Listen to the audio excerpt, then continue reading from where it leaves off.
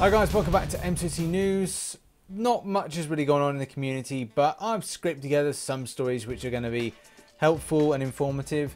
And before going anywhere, just to say apologies for yesterday. I totally ballsed up an upload where I used the wrong thumbnail for the video that went up, and the video is actually meant to be out on Thursday, so that'll be all corrected by the time that end of Thursday hits.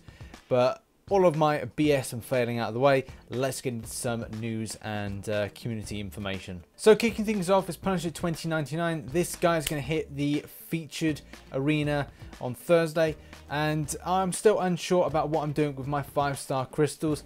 Now I need to spend them quickly because, well, we're getting some terrible champions coming in the next week, and we'll kind of cover that in the next story. But Punisher 2099 is it's going to be quite exciting. The elements of charge, similar to things like Dormammu, and a lot of the way the kind of game goes with you know, charge with positive units or positive things on the characters. So it's like saying when you reach 100 this happens, it's going to be good, blah blah blah blah. Same with Dormammu, same with Black Panther Civil War. You know, it seems to be the way that the kind of game seems to be going.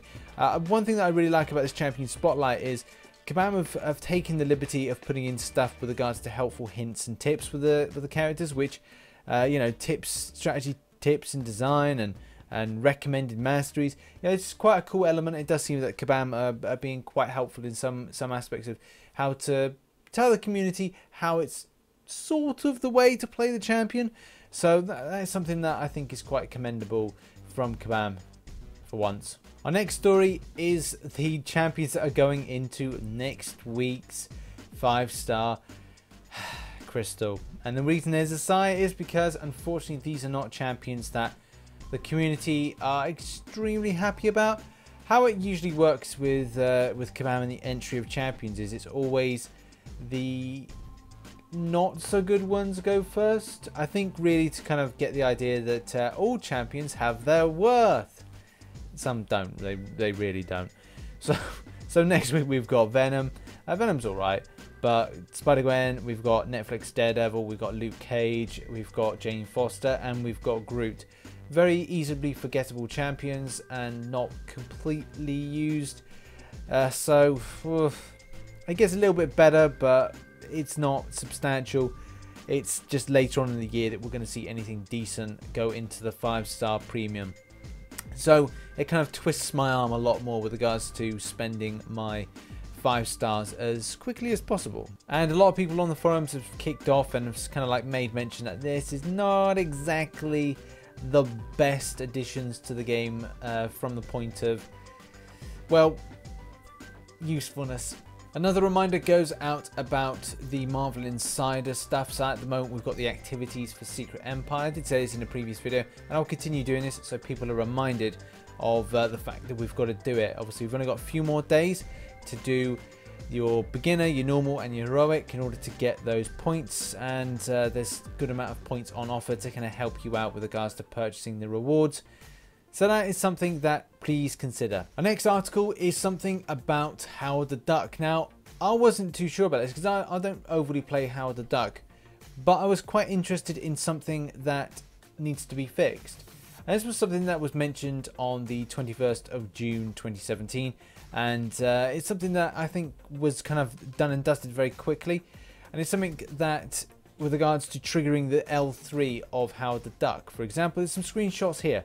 As you can see, that it doesn't trigger at the point of the L3 being done, so the L3 being done here, and then here after you don't see a triggering of the ability. The same thing, because these are mutants, it says that the champion should then get a chance to armor break on critical hits plus a regeneration. So that's something that we didn't see above there.